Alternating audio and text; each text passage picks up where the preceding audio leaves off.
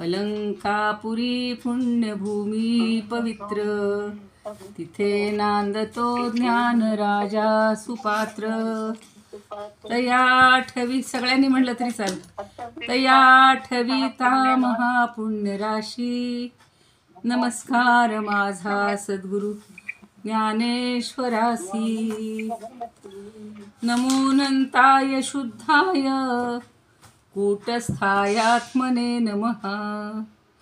प्रेमाम्बुधिविहाराय ज्ञानराजाय ते नमः. माधुर्यरसकल्लोला शिवशक्तिस्वरूपिणीम् अमृतानुभवार्थाय वंदे ज्ञानेशनंदिनीम्. ज्ञानदेव गुरु ज्ञानदेव तारू, उतरील पहिलं पारू ज्ञानदेव. ज्ञानदेव माता ज्ञानदेव पिता, तोडील भव व्यथा ज्ञानदेव. ज्ञानदेव माझे सोय रे धाय रे, जीवलग निर्धारे ज्ञानदेव. सेना म्हणे माझा ज्ञानदेव निधान, दाविली निज खूण ज्ञानदेवे. ज्ञानियांचा राजा गुरु महाराव, म्हणती ज्ञानदेव तू मायसे. मज पामरासी काय थोरपण, पायीची वहाण पायीवरी. ब्रह्मदिक जेथे तुम्हा ओळंगणे, इतर तुलने काय पुढे. तुका म्हणे नेणू युक्तीची ह्या खोली, म्हणून ठेविली पायी डोई. म्हणून ठेविली पायी डोई. ज्ञानियांचा राजा गुरु महाराव, म्हणती ज्ञानदेव तू माईसे. आज आता ते ज्ञानेश्वरांचं अष्टक समाधीचं पूर्ण म्हणते. कलावज्ञ जीवोद्धरार्थावतारम, कलांकांक तेजोधि कामोदिवक्त्रम. खलानीश वादापनोदार्हदक्षं, समाधिस्थमूर्तिं भजे ज्ञानदेवं. तुम्ही ही ओळ सगळेजण मनातल्या मनात किंवा मोठ्यांना म्हणत जा आपल्या ठिकाणी.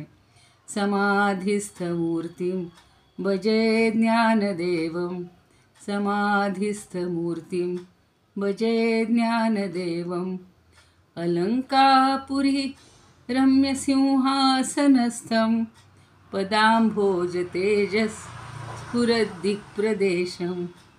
विधीन्द्रादिदेवैः सदा स्तूयमानं, समाधिस्थमूर्तिं भजे ज्ञानदेवं.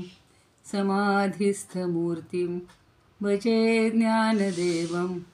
समाधिस्थमूर्तिं भजे ज्ञानदेवं. गदाशङ्खचक्रादिभिर्भाविताङ्गं, चिदानन्दसंलक्षनाट्यस्वरूपं. यमाद्यष्टभेदाङ्गयोगप्रवीणं, समाधिस्थमूर्तिं भजे ज्ञानदेवं. सदा समाधिस्थमूर्तिं भजे ज्ञानदेवं. लीलायस्य वक्त्रात् श्रुतिं पाठयन्तं, प्रतिष्ठानपूर्यां सुधीसङ्गसेव्यं. चतुर्वेदतन्त्रेति हासादिपूर्णं, समाधिस्थमूर्तिं भजे ज्ञानदेवं. समाधिस्थमूर्तिं भजे ज्ञानदेवं. सदा पंढरीनाथ पादाब्जभृङ्गं, सदा पंढरीनाथ पादाब्जभृङ्गं. निवृत्तीश्वरानुग्रहात् प्राप्ततत्त्वं, महेन्द्रायणी तीरभूमौ वसन्तं. समाधिस्थमूर्तिं भजे ज्ञानदेवं. समाधिस्थमूर्तिं भजे ज्ञानदेवं रणे कृष्णबीभत्सु संवादभूतो रूढितार्थबोधाय ज्ञानेश्वरी वै कृतिर्निर्मिता येन च प्राकृतो कृत्या समाधिस्थमूर्तिं भजे ज्ञानदेवं समाधिस्थमूर्तिं भजे ज्ञानदेवं चिराभ्याससंयोग सिद्धेर्बलाढ्यः बृहद्व्याघ्रशायी महाञ्चाङ्गदेवः निरीक्षाग्रकुड्यागते वीतगर्वः समाधिस्थमूर्तिं भजे ज्ञानदेवं समाधिस्थमूर्तिं भजे ज्ञानदेवं क्वचित्तीर्थयात्रामिषेणेति नीत्वा स्वयं वेद्यतत्त्वं न जानासि विष्णोः यतः प्रेषितः खेचरन् नामदेव समाधिस्थमूर्तिं भजे ज्ञानदेवं समाधिस्थमूर्तिं भजे ज्ञानदेवं समाधिस्थमूर्तिं भजे ज्ञानदेवं. एक वर्णेकरांनी रचलेलं ज्ञानेश्वरांच्या समाधीवरचं सुंदर असं गीत आहे. आज थोडंसं मुद्दाम मला त्यानिमित्तानं आपण एक स्मरण करूया सगळेजण. तुम्ही ऐकलं तरी तुम्हाला तो आनंद मिळेल. श्री ज्ञानेश्वर समाधितीर्थं श्री ज्ञानेश्वर समाधितीर्थं आळंदी आळंदी आळंदी स्मरणेनैव हि भवति जनोऽयं. किती सुंदर लिहिले त्यांनी. स्मरणेनैव हि भवति जनोऽयं आनंदी आनंदी आनंदी विमले इंद्रायणी शुचिजले विमले इंद्रायणी शुचिजले तरंगकलकललेन तरंगकलकलखेन श्रीज्ञानेश प्रवचनमनिशं श्रीज्ञानेश प्रवचनमनिशं ध्वनति मदन्तस्थले ध्वनति मदन्तस्थले रसालशाखा चञ्चलपल्लव तालमर्मध्वनिः रसालशाखा चञ्चलपल्लव तालमर्मध्वनिः नूनं श्रुतिपथमुपैति सहसा नूनं श्रुतिपथमुपैति सहसा ज्ञानेश्वरवाणी कुञ्जे कुञ्जे विहङ्गमाला कुञ्जे कुञ्जे विहङ्गमाला मङ्गलकलकुजनं मङ्गलकलकुजनं नदति मदन्तःकरणे नूनं ज्ञानेश्वरगानं नदति मदन्तःकरणे नूनं ज्ञानेश्वरगानं तरङ्गिणी जलविचलितविवलित तरङ्गिणी जलविचलितविवलित ललितदीपिका प्रभा ललितदीपिका प्रभा अहो भासते कापि समक्षम् अहो भासते कापि समक्षं ज्ञानेशप्रतिभा जने जने ज्ञानेश भासते जने जने ज्ञानेश भासते सदैव परमात्मन् सदैव परमात्मन् श्रीज्ञानेश्वर समाधितीर्थं श्रीज्ञानेश्वर समाधितीर्थम् आळंदी आळंदी स्मरणेनैव हि भवति जनोऽयं स्मरणेनैव हि भवति जनोऽयम् आनंदी आनंदी आनंदी आनंदी.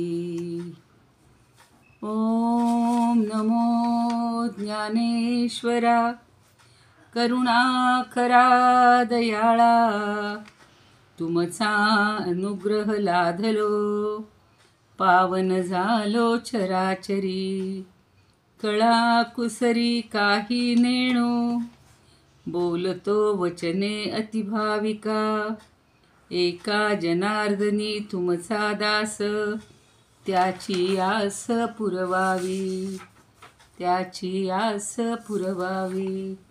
ज्ञानेश्वर महाराज की जय. पंढरीनाथ भगवान की जय. जय तू श्रीकृष्ण, जय तू ज्ञानेश्वर.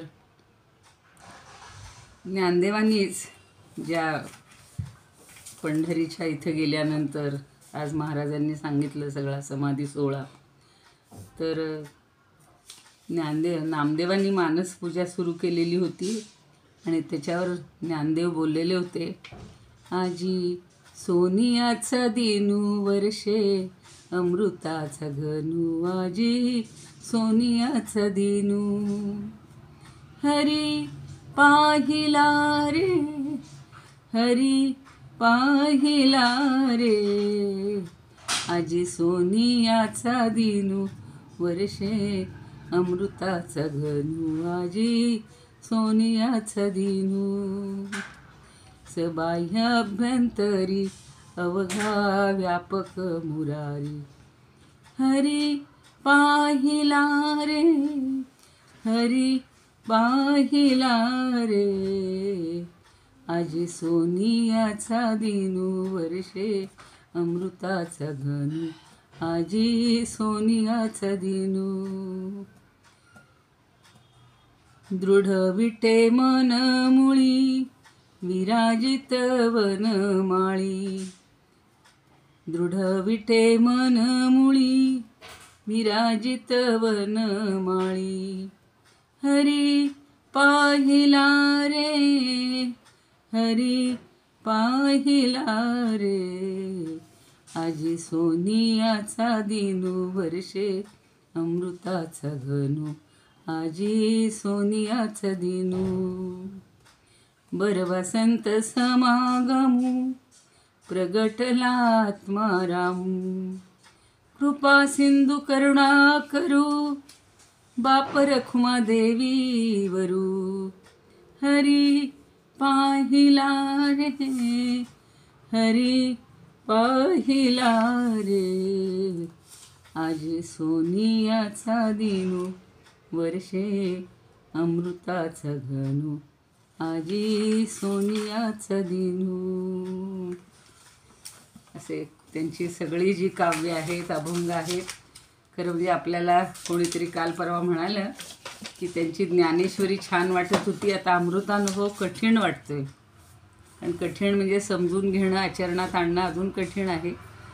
पण त्यांच्या ज्या उपमा आहेत, दृष्टांत आहेत, त्याच्या आधारे आपण हा ग्रंथ समजावून घ्यायचा आहे. काल परवा 27-28 ओव्या झालेल्या होत्या.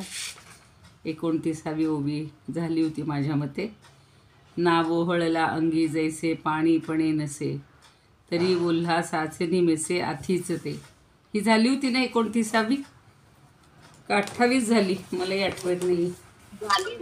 हा झाली. मग आता पुढची घ्यायची आहे. 29वी नाही झाली मॅडम, नाही झाली. नाही झाली. बरं बरं ठीक आहे. नाव ओहळला अंगी जैसे पाणी पाणीपणे नसे, नाव ओहळला अंगी जैसे पाणी पाणीपणे नसे, तरी उल्हासाचे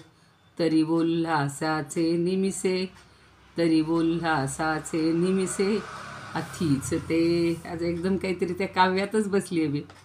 आता ओहळला आपण त्या दिवशी घाईघाईत या 4-5 ओव्या घेतल्या होत्या, पण पुन्हा एकदा त्याचं थोडं स्मरण करा की ओहळल्याचे अर्थ 2-3 दिलेले आहेत. प्रत्येक जे आहेत सगळे अभ्यासक म्हणूया किंवा त्याच्यावरचे प्रवचनकार, तर ओहळ हा शब्द आपण मराठीत ओहळ म्हणतो त्याच्या जवळचा मला वाटतो, असा काहींनी अर्थ घेतला आहे. आणि काहींनी ओहळला म्हणजे स्नान केलं असं घेतलं आहे. आणि उल्हासेची नी म्हणजे ओलेपणाचे नी. ना ओहळला अंगी जैसे पाणी पाणीपणे नसे, तरी उल्हासाचे निमिसे आथीच ते. मिसे म्हणजे त्या निमित्तानं, त्या कारणानं. आणि उल्हासाचे नी म्हणजे ओलेपणाचे नी. आथीच म्हणजे असतेच, आथीच ते असतेच. आता काहींनी असं म्हटले की स्नान केल्यानंतर, आपण स्नान करतो रोज, अंगावर पाणी अगदी लोक तर बादली किंवा शॉवरने भरपूर पाणी घेऊन स्नान करत असतात.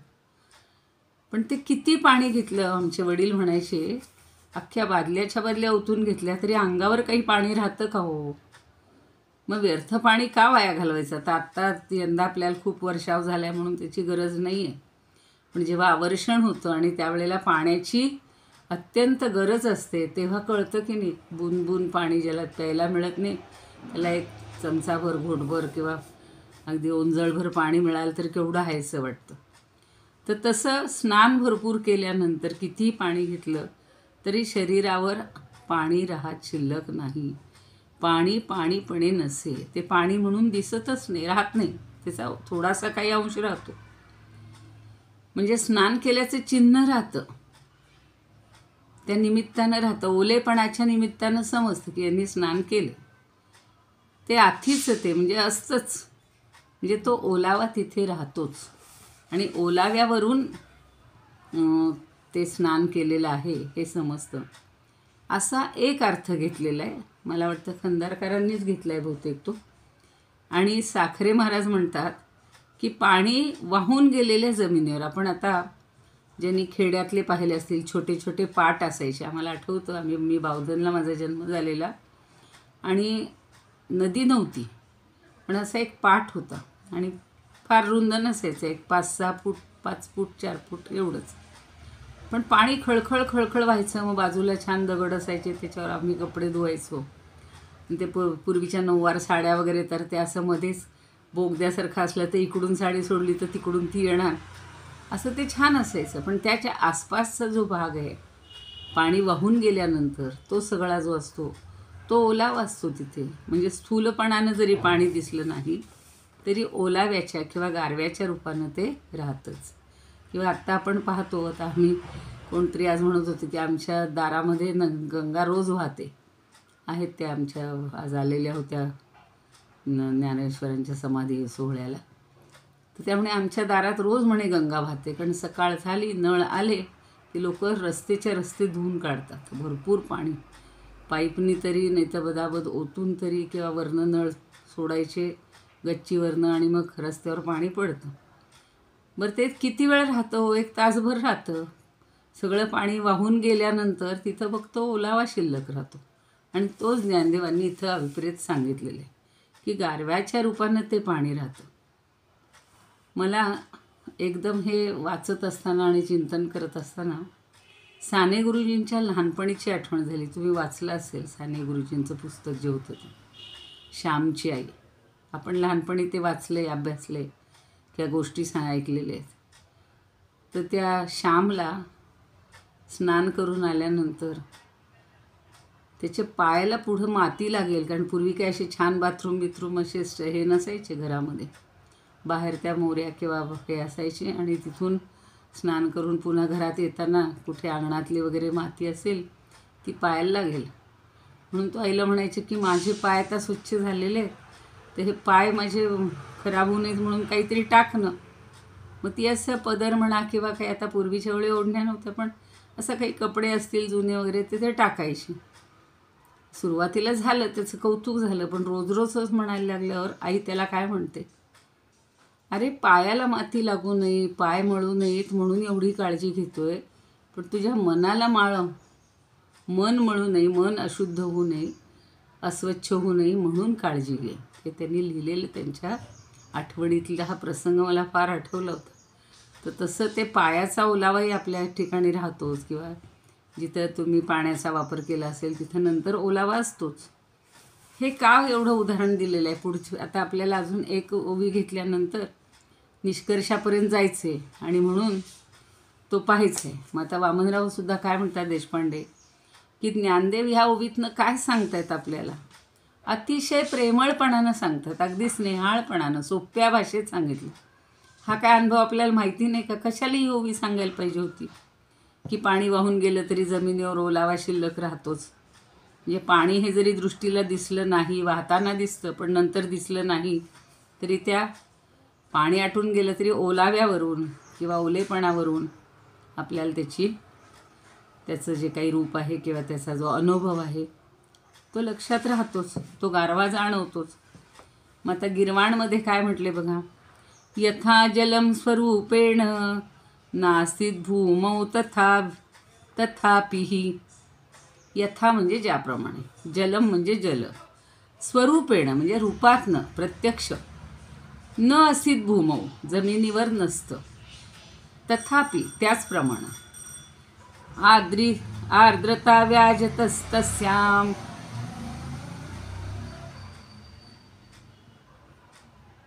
तदत्यवगम्यते, तदस्तीत्यवगम्यते, तत् अस्ति इति अवगम्यते. आर्द्रता व्याजतस्तस्याम, व्याजत म्हणजे रूपानं, आर्द्रता म्हणजे ओलेपणा, ओलेपणाच्या रूपानं ते असतं असं अवगम्यते म्हणजे आपल्याला जाणवतं. आपण म्हणतो आज काय दिवाळी झालेली दिसते, सगळं घर झाडून पुसून स्वच्छ, अंगणं बिंगणं स्वच्छ केलेली आहेत.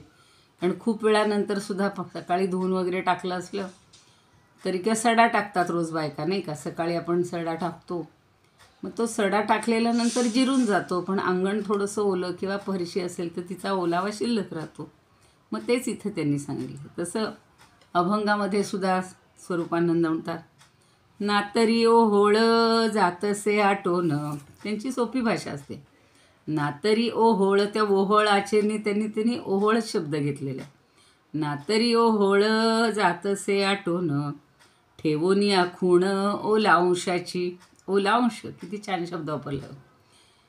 ठेवोनी आखूण ओलांशाची म्हणजे हां, तो मला वाटतं गुलाबराव महाराजांचा अर्थ होता बरं का पहिला, स्नान केलेल्या माणसाचं. आणि खंदारकरांनी उन्हाळ्यात जे ओहोळ वाहतात थोड्या प्रमाणात पृष्ठभागावर, त्याचं पाणी हे पाणी रूपाने नसतंच, तर त्याच्या अंगात, त्याच्या आतल्या भागात ओलाव्याच्या रूपानं ते राहतं. मी आत्ता सांगितलं तसे छोटे छोटे पाट, छोटेसे असे ओहोळ वाहत असतात आणि नंतर ते आटून जातात उन्हाळ्यात. फक्त आपण म्हणतो अरेच्या इथं पूर्वी पाणी वाहत होतं वाटतं, थोडासा ओलावा गारवा तिथं शिल्लक आहे. किंवा वि. कुलकर्णी तेही म्हणतात की ओहोळाच्या पात्रात, पात्र म्हणायचं बरं का, नदीचं पात्र म्हणण्याची पद्धत असायची. आपण पात्र म्हणजे आपल्याला फक्त भांडी वस्तू ह्याला पात्र म्हणायची सवय आहे. किंवा एखाद्या व्यक्तीला म्हणतो काय पात्र आहे, काय केलं आहे अवतार, म्हणूनही पात्र म्हणतो. म्हणजे पात्र शब्द, आपली मराठी भाषा कशी संपन्न आहे त्याचं एक उदाहरण आहे. तर ओहोळाच्या पात्रामध्ये पाणी नसलं तरी ओल असते आणि ओलाव्याच्या रूपानं ते असतंच, म्हणजे पाणी असतंच, प्रत्यक्ष दिसत नसलं तरी असतंच. त्या डॉक्टर मानसी कणेकर आहेत, त्याही म्हणतात की ओहोळाच्या अंगी पाणी पाण्याच्या रूपानं ओघळून गेलेलं असलं तरी ओलाव्याचं निमित्त करून तिथं ते असतंच. त्याप्रमाणे आता पुढची ओवी आपल्याला 30वी शिकायची. आता ही झाली का आपली माध्यान्ह? नाही, ती नाही झाली. काल परवा ती ओवीचा आलटापालट होती ना, काहींनी 27वी 28 घेतली ना, 28वी 27 घेतली होती. तसं मला वाटलं आता झालं आहे की काय. आता 30वी ओवी काय आहे बघा. नातरी माध्यान्ह काळी, ही झाली त्या दिवशी शिकून, पण पुन्हा एकदा नीट सांगा म्हणल्या होत्या. अनुराधाताईंना वाटलं एवढी घाई का करताय, तर आपण हळूहळू घेतोय आता. नातरी माध्यान्ह काळी, छाया न दिसे वेगळी, परी असे पायातळी रिघोनिया. नातरी माध्यान्ह काळी, छाया न दिसे वेगळी, परी असे पायातळी रिघोनिया. आता मगाचा पाण्याचा, पाटाचा किंवा ओहळाचा दृष्टांत हा आपण लहानपणापासून पाहिलेला आहे. म्हणजे ज्ञानदेवांनी आपल्या जीवनातल्या, रोजच्या जीवनातल्या, दैनंदिन जीवनातली अशी उदाहरणं, असे दृष्टांत दिलेत की त्याच्यातून तुम्हाला एखादं सिद्धांत किंवा एखादा भाग पटवून द्यायचा असतो. आता आपल्याला चारी वाणींचं जे परिहार शिकायचं आहे, ऋणपरिहार, त्याचं कसं काय ओझं असतं ते काही श्रेष्ठांनी ज्येष्ठांनी अधिक पटवून दिलं, पण ज्ञानदेवांनी हे सोपे दृष्टांत सांगून आपल्याला पटवून दिले. आता हे बघा, ना तरी माध्यान्ह काळी. आता माध्यान्ह काळ सगळ्यांना माहिती आहे. ऐन दुपारची टळटळीत वेळ जी म्हणतो, 12ची वेळ. 12 वाजता फिरायला फारसं कोणी जातच नाही, पण कामाच्या निमित्तानं, काही समारंभाच्या निमित्तानं आपल्याला जावं लागतं. आता आजसुद्धा तिथे होता समाधीचा सोहळा. काल्याचं कीर्तन. म्हणजे आम्ही 10 गेलो, 12 वाजता काही उन्हात नाहीच प्रत्यक्ष जावं लागलं. पण 12च्या वेळेला जर तुम्ही चालायला निघालात, छाया न दिसे वेगळी, तर आपली सावली दिसते का वेगळी? नाही दिसत. ना तरी माध्यान्ह काळी, छाया न दिसे वेगळी, परी असे पाया तळी रिघोनिया. पण मग ती कुठे असते हो? पायातळी, आपल्या पायाखालीच शिरून राहते. रिघोनिया म्हणजे शिरून राहते, जणू काही ती पायाच्या खालीच जाऊन राहते. काही जण म्हणतात लपून बसते, असंही म्हटलेलं आहे काहींनी. आता याचा अन्वय कसा आहे? नातरी मध्यान्ह काळी, वेगळी छाया न दिसे, तरी पायातळी रिघोनिया असे. म्हणजे सरळ वाक्य असं केलं की आपल्या थोडं लक्षात येतं. म्हणजे जरी मध्यान्ह काळी छाया ही दिसत नसली तरी ती आपल्या पायाखाली शिरून राहते, किंवा काहींनी म्हटलंय लपून राहते. आता प्रत्यक्षात सावलीचा अनुभव आपण सकाळपासून संध्याकाळपर्यंत रात्रीच्या वेळेला जास्त पाहिलेल्या आठवत असतील. अशा मोठ्या मोठ्या लांब लांब आपल्या जेव्हा सावल्या होतात तेव्हा मजा वाटायची, पण लहानपणी भीती पण वाटायची त्या सावल्यांची. आता समजा आपण चालायला निघालो एरवी, म्हणजे आता 12ची वेळ नाही, तर पूर्वेला सूर्य असताना जर आपण निघालो पूर्वेकडं, तर आपली सावली कुठं पडते? पश्चिमेकडे, पाठीमाकडे पडते, पाठीमागच्या बाजूला दिसते. आणि पश्चिमेला सूर्य जेव्हा जातो, म्हणजे आता झाली, आता संध्याकाळ झाली की मग सावली ही आपली समोरच्या बाजूला म्हणजे पूर्वेच्या बाजूला दिसते. आणि मध्यान्हीला मात्र ह्या 3 वेळा त्यांनी अगदी छान आपल्या व्यवहारातल्या सांगितलेल्या आहेत, म्हणजे समजून घ्यायच्या, की मध्यान्हीला मात्र सूर्य आपल्या डोक्यावर आल्यावर तीच छाया आपल्या पूर्वेलाही नसते आणि पश्चिमेलाही नसते, तर आपल्या पायाखाली असते. ती छोटीशी सावली दिसते बघ. मग लहान मुलं म्हणतात आपली सावली दडून बसली किंवा लपून बसली, असं ते वाटायला लागतं.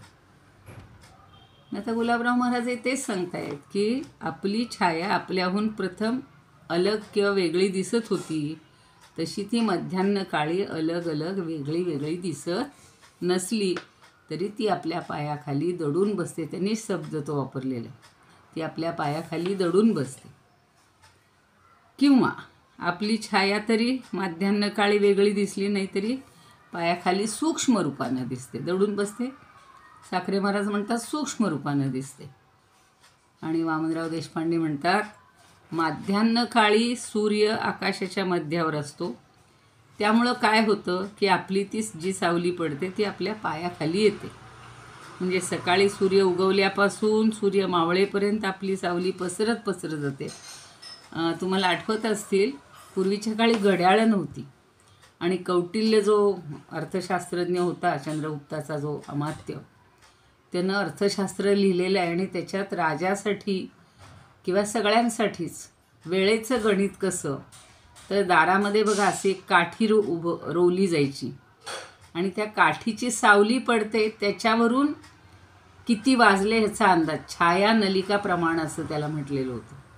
मग ती सावली जशी जशी वाढत जाईल तसा तसा दिवस वाढत जातो, म्हणजे कमी कमी होत जातो, आणि नंतर पुन्हा संध्याकाळच्या वेळेला पुन्हा त्या रात्र वाढत जाते, म्हणजे सावल्या मोठ्या मोठ्या होत जातात. तर मध्यान्ह काळी मात्र तेवढाच एक क्षण असा असतो की आपली सावली आपण हरवून बसतो. आता याच्यावरनं मला असं एक विधान करावं असं वाटते की मध्यान्ह काळ म्हणजे आपला तारुण्याचा काळ. तेव्हा आपण आपल्याला स्वतःला हरवूनच बसलेले असतो, फक्त आपल्याच त्याच्यामध्ये असतो, विश्व बाकी सगळं दिसतच नाही. आणि त्यामुळं ती सावली वास्तविक हरवलेली नसते, पण ती आपल्या पायाखाली आलेली असते. म्हणजे ती सूक्ष्म रूपानं आपल्या पायापाशीच असते. म्हणून म्हटलं तसं मध्यान्हीला ज्ञानसूर्य आपल्या आयुष्यात एकदा उगवला की तो अज्ञानाच्या सावल्या हरवून बसतो. म्हणजे मध्यान्हीला उलट आता आपलं थोडंसं वय वाढलेलं असतं, लहानपणापेक्षा आपण थोडेसे मॅच्युअर, थोडेसे बुद्धी प्रगल्भ झालेली असते, आणि त्यामुळं अज्ञानाच्या सावल्या ह्या हरवून बसल्या जातात असं एक कल्पना केली. किंवा मध्यान्हीच्या वेळेला तारुण्यामध्ये मनुष्य जगाला सगळं विसरतो आणि फक्त स्वतःच बघत राहतो. स्वतःची सुख स्वतः हे, असाही मला अर्थ त्याचा वाटला. म्हणजे बाकी सगळ्याचा विसर पडतो. आणि खंदारकर म्हणतात की दुपारी देहाची छाया देहाहून वेगळी दिसत नाही, पण ती पायाच्या तळाशी किंवा खाली ही शिरलेली असतेच. ती पूर्ण नष्ट होते का हो नाही, याच्यावरनं त्या 4 वाणींचं सांगायचं आहे. पुढं आता आपल्याला पुढची ओवी उद्या आपण ती पाहू किंवा थोडीशी आज वाचून ठेवू. आता गिरवाणमध्ये ही समजली कल्पना सगळ्यांना, ह्यात काही न समजण्याजोगं काहीच नाही. मगाचा दृष्टांत ना हा दृष्टांत अतिशय सोपे असे आहेत. आमच्या लहानपणी हां घड्याळ नावाचं होतं. आजी मलाही ती आठवण आली होती आता ते बोलावं म्हणून घड्याळाचं. पण इथं आपलं सावलीचं चाललंय म्हणून मग मी तिथे गप्प बसले. बरोबर आहे ना. आजीचं घड्याळ अगदी पक्का असायचं. म्हणा येत असेल तर म्हणा. नाही का? नाही, मला आठवत होतं आजीच्या जवळी घड्याळ कसले आहे चमत्कारिक, असं ते होतं. अशी सुरुवात होती. म्हणजे तिला काहीही ती त्या सावल्यांवरूनच म्हणायची, आल्या सावल्या इथं, म्हणजे आता सूर्यास्त होईल, म्हणजे आता इतके वाजले, 6 वाजले 5 वाजले, असं तिचं घड्याळ असायचं. आणि जेवायची वेळ झाली, मध्यान्नीला सूर्य आला, जेवायची वेळ झाली, अशी ते छान होती कविता. तर असं हे व्यवहारातलं निरीक्षण करून त्याच्यावरून काही तत्त्व सांगणं हे ज्ञानदेवांना खूप छान आवडतं. आता ते गिरवाणमध्ये काय म्हणतात मॅडम, हां मी त्याच्यावर एक सावल्यावर लेख लिहिलाय. लेख बरं, मग पाठवून द्या आपल्या ग्रुपवर. वाचतील सगळे वाचतील. नाही तर सांगा, त्यातलं काही सांगायचं असेल तर थोडक्यात सांगा. नाही, ग्रुपवर पाठवते. नाही, थोडक्यात 2 शब्दात ते सांगता येण्यासारखं नाही, जाऊ द्या मग पाठवून द्या ग्रुपवर. बाजारामध्ये आपण आठवड्याच्या बाजारामध्ये गेल्यानंतर जे विकायला लोक बसतात, ते छत्र्या घेऊन बसतात. झालं भिंतीच्या आधारे, सावलीच्या आधारे बसतात. काही लोक झाडाच्या आधारे बसतात. काही लोक ते टेंबू तंबू टाकतात. बरोबर आहे. तशा आधारावर मी लेख लिहिलाय. मोठा आहे खूप. बर, पाठवा मग तुम्ही, पाठवा, वाचतील सगळे. चालेल, छान आहे. बघा, या अनुराधाताई चांगल्या खेळ आहेत बरं का. कवयित्री म्हणा किंवा लेखिका, भरपूर त्यांची पुस्तकं झाली आहेत. आपल्याला चांगले चांगले लोक मिळालेले आहेत. म्हणजे अभ्यासाला त्यांच्याकडूनही खूप शिकण्यासारखं आहे. खूप अभ्यास करण्याजोग आहेत. बर, आता बघा गिरवाणमध्ये काय म्हणतात. न दृश्यते पृथक छाया, किती सोपी रचना आहे बघा ही सुद्धा. न दृश्यते पृथक छाया मध्यान्हे स्वजनो परम पादमूलं प्रविश्यासौ गुप्ता संतिष्ठते यथा दृश्यते पृथक छाया. ही पृथक म्हणजे वेगळी. कधी? मध्यान्नीच्या वेळेला. स्वजनो परम, आपल्यापेक्षाच ती वेगळी. म्हणजे आपल्या एरवी जी दिसते त्यापेक्षा खूप वेगळी दिसते. कुठे दिसते? पादमूलं प्रविश्य असौ, पायाच्या मुळाशीच ती प्रवेश करते. आणि गुप्ता संतिष्ठते यथा, आणि जणू काही ती गुप्त झाल्यासारखी. जशी ती गुप्त सरस्वती आहे तशी आपली ही सावली गुप्त असते, असं या कवींनी छान म्हटलेलं. किंवा अभंगमध्ये म्हणतात स्वरूपानंद, मध्यान्नी सावली दिसेना वेगळी, परिपायातळी दडे जैसी. सगळ्यांना ही दडण्याची कल्पना जास्त आवडलेली आहे बरं का. खूप जणांनी तसाच त्याचा अर्थ घेतलेला आहे. आता दुसरे ते वि. कुलकर्णी म्हणतात, किंवा टळटळीत दुपारी माणसाची छाया वेगळी दिसत नाही, पण ती पायाखाली शिरवून राहतेच. आपल्याला इतर वेळेला बघा, त्यानंतर जसं मध्यान्ह संपते आणि मग हळूहळू ती सावली मोठी व्हायला लागते. कधी आपल्या उंची एवढी होते, नंतर तर त्या केवढ्या लांब सावल्या होतात. संध्याकाळच्या वेळेला बघा, छान फिरायला जाताना तो एक अनुभव घेता येतो.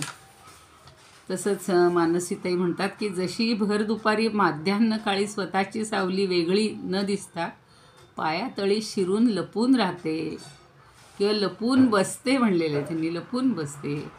अशी छान कल्पना केलेली. आता त्याच्यातनं निष्कर्ष काढतायत बघा दुसरा.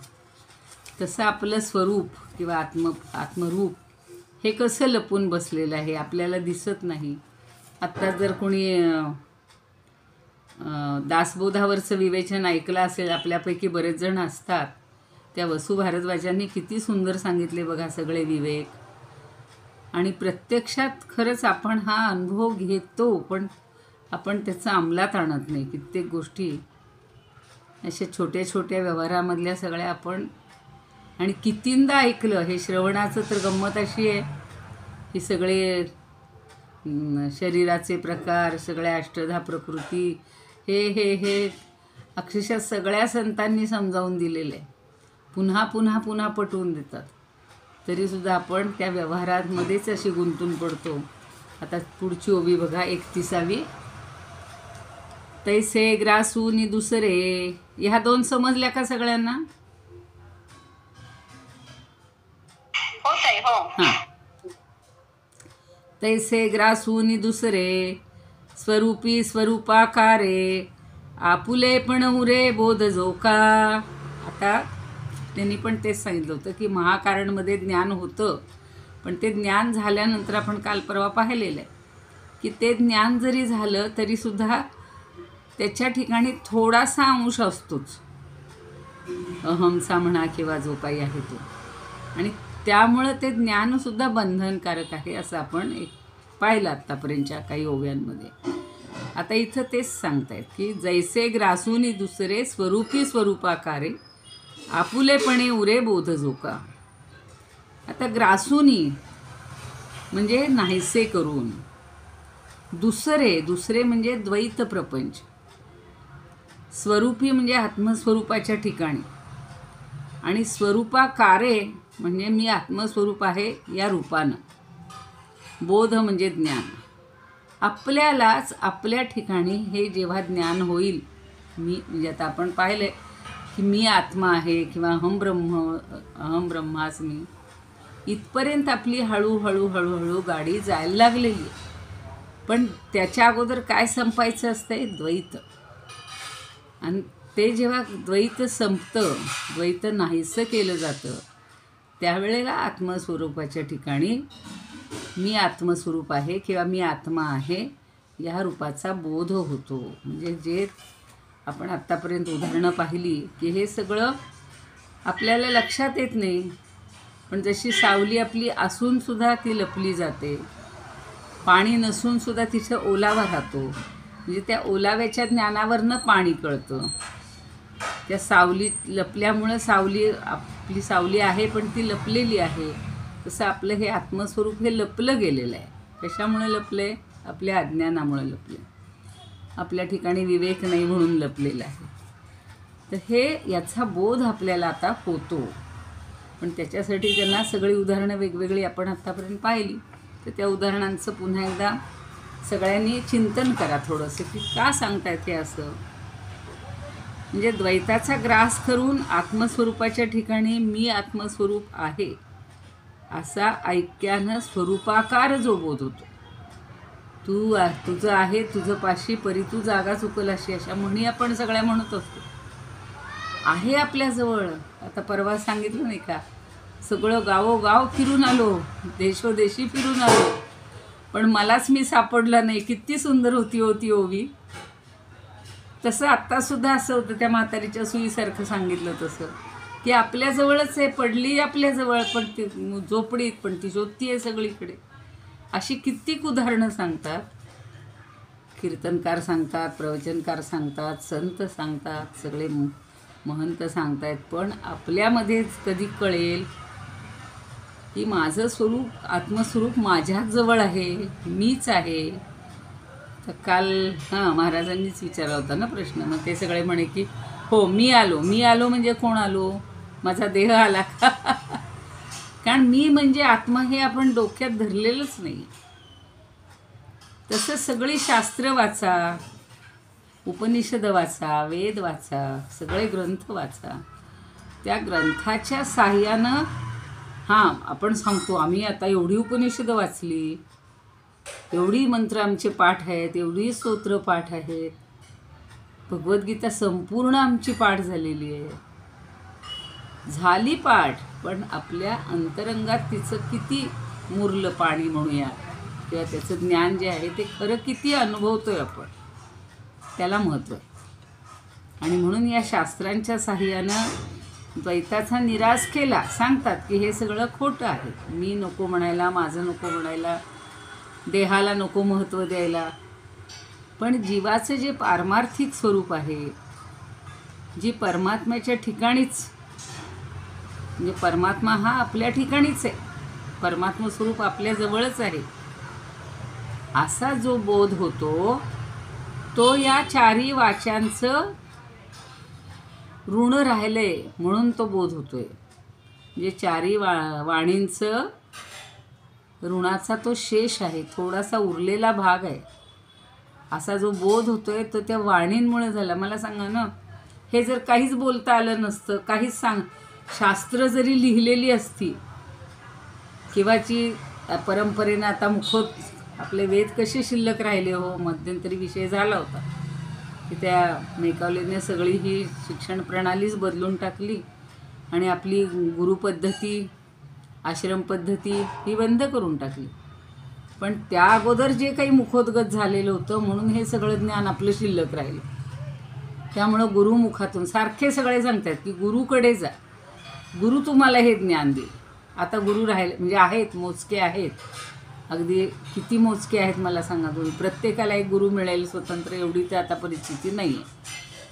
मग जेव्हा गुरुकडून आपल्याला समजेल की मीच आत्मा आहे, माझ्या ठिकाणीच आत्मस्वरूप आहे, हा बोध झाला, हा गुरूंच्या मुखातून सांगितला गेला, त्या शास्त्रातून सांगितला गेला. पण त्याच्याच बरोबर ह्या वाचांचं जे ऋण आहे ते शिल्लकच राहणार ना. ती वाणी परावृत्त जरी झाली तरीसुद्धा त्यांनी जे सांगितलेलं आहे ते आपल्या डोक्यावर त्याचं शेष आहे. शेष म्हणून वाचा ऋण परिहार करायचं आहे, ते शेष ऋण जे आहे ते आपल्यावरचं संपवायचं, म्हणून हा सगळा आटापीट आहे. मग आता वामनराव देशपांडे काय म्हणतात की एक गोष्ट जाणून घेणं आवश्यक आहे.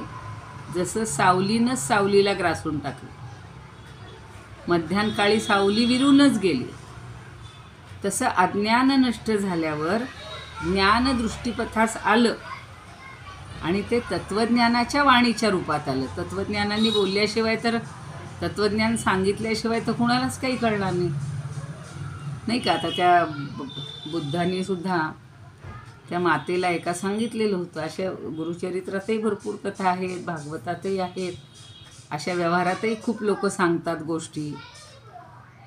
आणि मग कुणीतरी ते तत्त्वज्ञान सांगितल्यावर किंवा एखादा दृष्टांत दिल्यावर, एखादं उदाहरण पटवून दिल्यावर मग माणसाला हे तत्त्वज्ञान पडतं.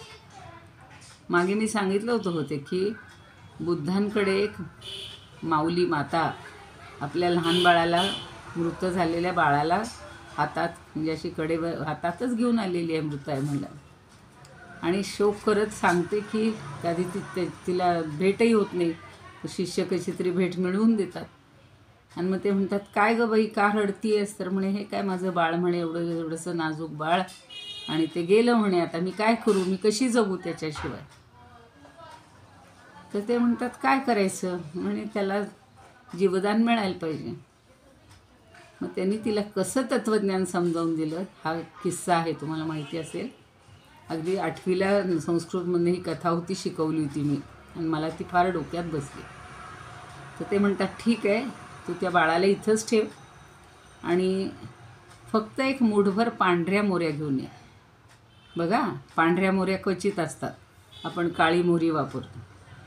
तिला वाटलं सोपं आहे, नाही, पण त्यांनी एक अट सांगितली, अशा घरातून आण की ज्यांच्या घरात कुणाचंही मरण झालेलं नाही, एकही व्यक्ती मृत झालेली नाही, अशा घरातल्या फक्त मूठभर मोहऱ्या घेऊन ये, मग बाळ तुझं जिवंत होईल. गाव आता छोटंच असेल, प्रत्येक घरात गेली होती. ती म्हणते मला मूठभर मोहऱ्या द्या ना. लोक लगेच द्यायला लागतात, पण मग ती विचारते तुमच्या घरात कुणी आजपर्यंत गेलेलं नाही असं आहे का? ती यादीच सांगतात प्रत्येकजण. सगळी घरं फिरून आली आणि नंतर ती नाराज होऊन आली हो. कारण एकही घर असं सापडलंच नाही. मग बुद्धांना ती शरण आली म्हणा किंवा सांगते की नाही म्हणली, एकही घर असं नाही आहे. मग ते म्हणे आता तू मला सांग, प्रत्येकाच्याच घरात अशी मृत्यूची घटना घडली म्हणजे प्रत्येकाला शोक आहे की नाही? पण असा शोक करून उपयोग आहे का? कारण आलेली व्यक्ती जन्माला मरण पावणारच आहे. आता त्या मुलाच्या नशिबानं म्हणा, पूर्वजन्मीच्या काय असेल कृत दुष्कृत्य, त्याचं आपण सगळे जे शब्द वापरतो ते, पण त्यामुळं त्याला आता मरण आलेलं आहे. तर तू आता हा शोक करू नकोस. तू परमेश्वराची, त्यांनी जे काय सांगितलं असेल, जसे आपले गोंदवलेकर महाराज सांगतात, समर्थ महाराज सांगतात की फक्त नाम घ्या. नाम हे सगळ्यात सोपं, दुसरं काही नाही. आणि त्याच्यात मन रमवलं बस, भगवंताची भक्ती, मग भगवंतच आपल्याला भेटल्यावर मग आपल्याला ह्या कुठल्याही नात्याची गरजच नाही. तसं या सावलीनं ग्रासून टाकलेलं, सावलीनं ग्रासून टाकलेलं आहे. आणि हे जेव्हा तत्त्वज्ञानानं आपल्याला वाणीच्या स्वरूपात आपल्या स्वरूपाचं ज्ञान होतं किंवा स्वरूपात स्वरूप मिसळून जातं, हा अनुभव, किंवा सावली हरवली तरी बोधरूपात तत्त्वज्ञान होऊन ती येते. म्हणजे सावली हा एक दृष्टांत दिले. सावली हे एक मित्र म्हणेन अज्ञान आहे. आणि मग आपल्याला दृश्यरूपात बोध होतो. ते जे ज्ञान शिल्लक राहतं ते खूप सगळं वेगळं आहे. मी निराकार आहे, आपल्याला सतत अनुभव आला पाहिजे की मी निराकार आहे, मी निर्गुण आहे. तो परमात्मा निर्गुण आहे, निराकार आहे, अजय आहे, अव्यय आहे, हे सगळं आपण सांगतो. तो परमात्मा माझ्या ठिकाणी आहे, ते स्वरूप माझ्या ठिकाणी आहे, असं आपल्याला अनुभव आला पाहिजे, असं आपल्याला जाणवलं पाहिजे. मग ह्या विविध आकारांचा आभास जो आहे तो सगळा संपेल आणि आपण सुद्धा निराकार, निर्गुण किंवा अद्वैत जाणवायला लागेल आपल्याला आपल्या ठिकाणचं. पण आधी द्वैत संपायला पाहिजे. द्वैत संपल्याशिवाय अद्वैताचा अनुभव येणार नाही. अद्वैताचा पसारा म्हणण्यापेक्षा म्हणजे सगळ्यांमध्ये एकच परमतत्व आहे अशा अर्थानं तो पसारा.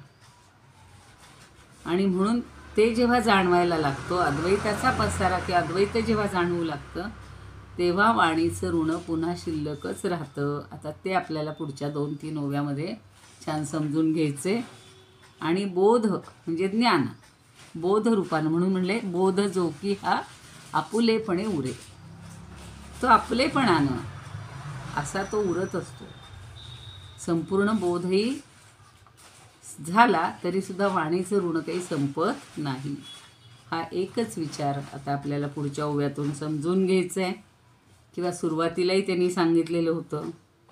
आणि हा विचार पूर्णपणे संपल्याशिवाय मौनाचा प्रवास सुरू होत नाही. आपली वाणी हळूहळू कमी, म्हणून बघा हा एक प्रयोग आहे सगळ्या म्हणजे आपल्या संतांनी, म्हणून शास्त्रज्ञ म्हणायचे. शास्त्रज्ञ अशा अर्थी की त्यांनी हे अध्यात्मशास्त्र जाणलेले, म्हणून आपण म्हणतो ना ज्ञानदेव शास्त्रज्ञ होते, म्हणजे शास्त्र जाणणारे होते, अध्यात्मशास्त्र जाणणारे होते.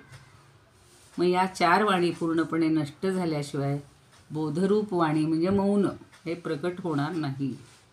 आपल्याला जेव्हा शांत बसू, खरंच काही वेळ शांतता मिळाली ना, तर सगळे डोक्यातली चक्र निघून जातात, शरीराच्या व्याधी निघून जातात.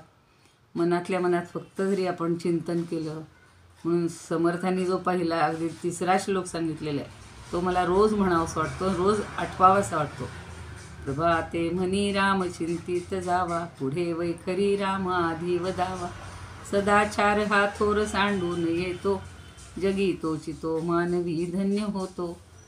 पहाटे पहाटे पहिल्यांदा चिंतन करायचं, पुढे वैखरीनं तो बोलायचा, जप करायचा. सामूहिक जप बघा सगळीकडे घेतात ते. आता रवींद्र पाठक वगैरे त्यांचे घृष्णेश्वरला तुम्ही कुणी गेलेल्या होत्या, तर त्या जपाला किंवा नामसाधनेला अनन्यसाधारण महत्त्व आहे. आणि हळूहळू आपली विचारचक्र जर बंद पडलं किंवा ते जर बंद करू शकलो आपण, तर आपल्याला अद्वैत तत्त्वज्ञान समजायला लागेल. इथपर्यंत आपली गाडी आलेली आहे. 31 ओव्या, आता 2च ओव्या राहिल्या बघा. त्या 2 ओव्या झाल्या की हा वाचार ऋण परिहार आपला संपेल आणि मग आपल्याला नवीन प्रकरण एकदा पुन्हा याचा आढावा घेऊया. सगळ्यांनी असतील पुस्तकं अर्थासह असतील तर रोज एकेकाने एक एक ओवी सांगायची असा प्रयोग करूया आपण. म्हणजे नवीन प्रकरण सुरू झालं तरी हे वाचेचं ऋण आपल्या डोक्यावर पुन्हा राहायला नको. ते कसं समजून घ्यायचं हे थोडंसं, आणि एखादी अगदीच काही अवघड वाटली असेल ओवी तर त्या निमित्तानं पुन्हा त्याचं चिंतन आपल्याला करता येईल. म्हणणार आहेस प्रार्थना कुणी?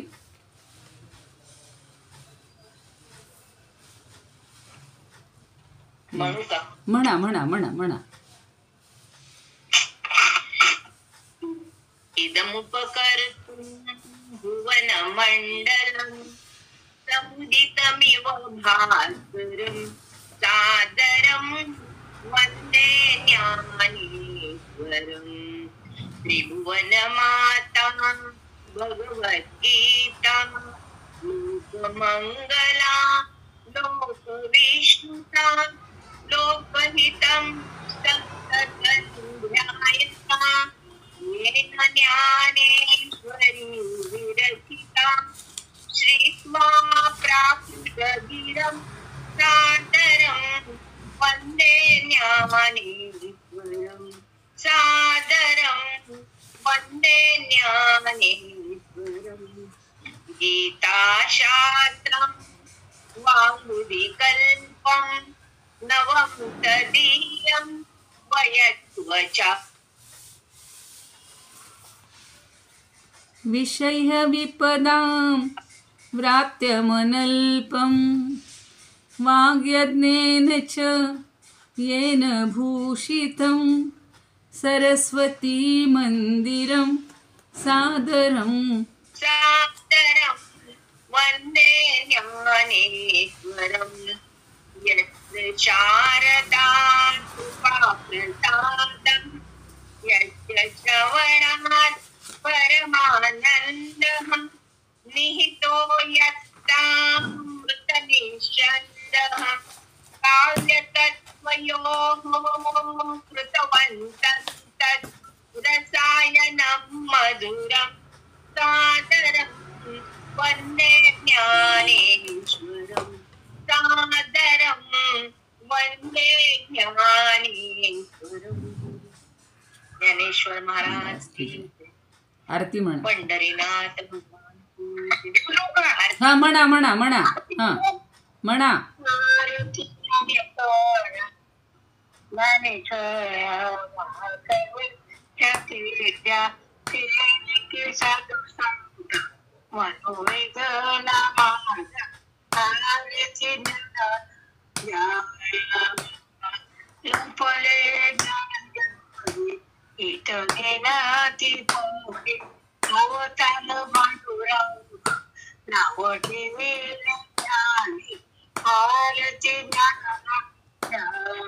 मनकाचे ताटकारी कानारी नारद तुंबरो समगायन करी आरती ज्ञानाया प्रकट बुद्धमुली तुझ्या ब्रह्माची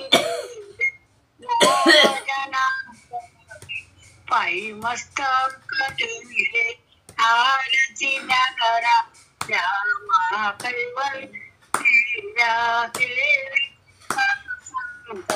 मनुवेदला माझा आरती ज्ञानेश्वर महाराज की जय. पंढरीनाथ भगवान की जय. श्री कृष्ण भगवान की जय. निवृत्तीनाथ महाराज की जय. छान.